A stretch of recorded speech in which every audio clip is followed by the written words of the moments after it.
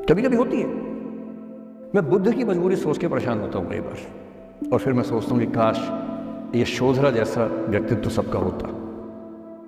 बुद्ध की रियल कहानी क्या है शायद किसी को नहीं पता। मैं जिस कहानी की बात कर रहा हूँ, मैथिली शरण गुप्त नाम के एक बड़े प्रसिद्ध कवि ने यशोधरा नाम की पुस्तक में वो कहानी लिखी है, भूमिका में जिक्र किया।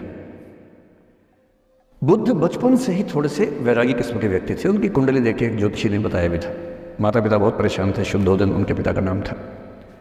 माता पिता ने बहुत कोशिश की कि इस बच्चे का मन विरक्त न हो।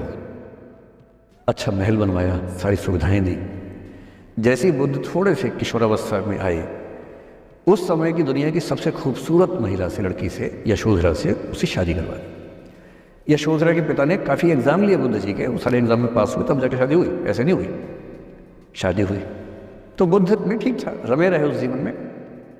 बेटा हुआ उनका राहुल। अब बुद्ध की विरक्ति का भाव बढ़ता जा रहा था। 29 साल की उम्र के आसपास ऐसा हुआ कि उन्होंने एक मृत व्यक्ति को देख लिया, एक बूढ़े को देखा, एक भिखारी को देखा, एक बीमार को देखा। विरक्त हो गए और उनका मन हुआ घर छोड़ दूं, ज्ञान की खोज में चला जाऊं। अब ज्ञान की खोज में जाए, उनको पता है कि भाई मेरी पत्नी भी है, मेरा बेटा भी है, राज्य भी है, कैसे छोड़ दूं? छोड़ना जरूरी है। अंदर की आवाज है कि छोड़ो, तुम इस चीज के नहीं बने हो, तुम्हारा स्वधर्म कुछ और है। बाहर की जिम्मेदारी है कि छोड़ नहीं सकते। मैं अनुमान करता हूं कि बुद्ध ने शायद अपने पिताजी से कहा हो कभी कि पिताजी मैं बहुत परेशान हूं, छोड़ना चाहता हूं। तो पिता ने समझा बुझा के मना किया होगा कि बेटा शोभा नहीं देता, ऐसा मत करो।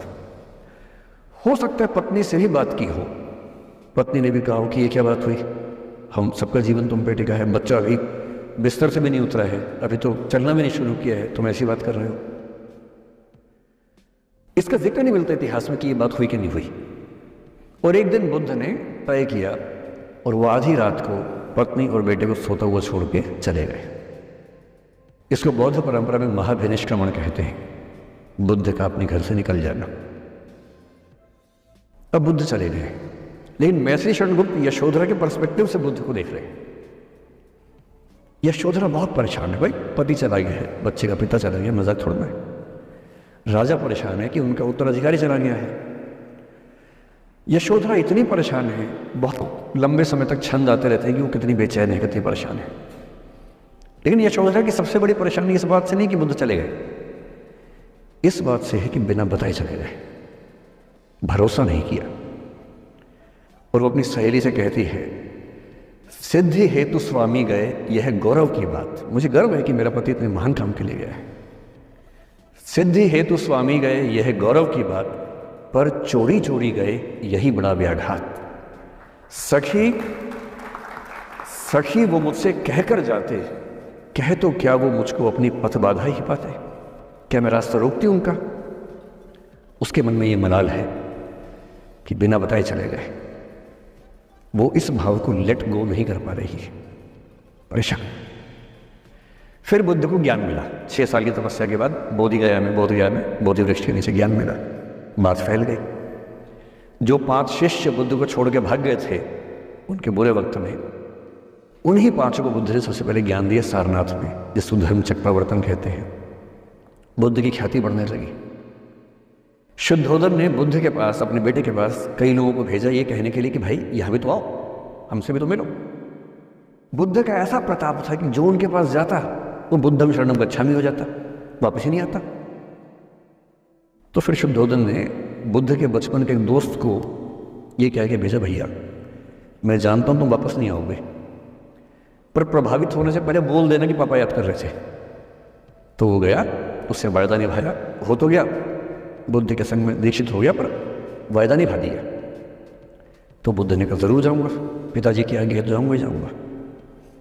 बुद्ध पहुंचे अपने कपिल वस्तु, जो अपना इलाका था, वहां पहुंचे। पूरे कपिल वस्तु में, नेपाल सिद्धार्थ नगर से नेपाल जाएंगे तो नेपाल बॉर्डर में कपिल वस्तु है। मैं देखने गया था वो जगह जहां बुद्ध पैदा हुए थे, बड़ा सुंदर स्थान है, आप भी जाकर देखें कभी। तो बुद्ध पहुंचे रात को, एक धर्मशाला में रुके। अब वहां हल्ला मच गया कि राजा का बेटा धर्मशाला में। बुद्ध ने कहा भाई मैं देखो राजा का बेटा बनकर नहीं आया हूं, मैं बुद्ध बन के आया हूं।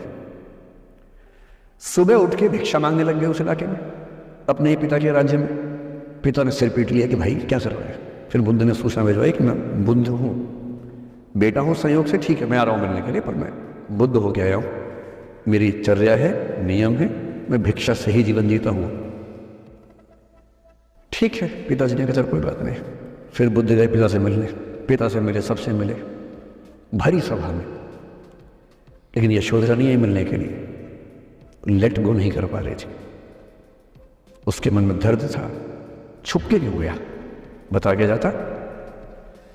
बुद्ध ने पूछा पिता से कि यशोधरा कहाँ है, तो बोले कि वो कह रही है कि अगर बुद्ध मिलना चाहेंगे तो खुद ही मिलने आएंगे मुझसे, मैं क्यों जाऊंगी भाई, आत्मसम्मान भी तो वो चीज़ है, मैं क्यों मिलने जाऊँ।